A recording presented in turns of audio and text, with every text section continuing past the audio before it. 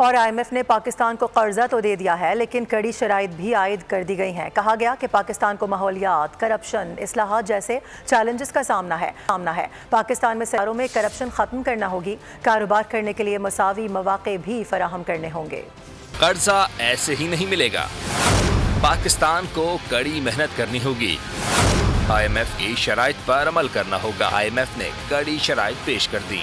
سب سے پہلا مطالبہ، پاکستان کو ٹیکس کا منصفانہ نظام اپنانا ہوگا۔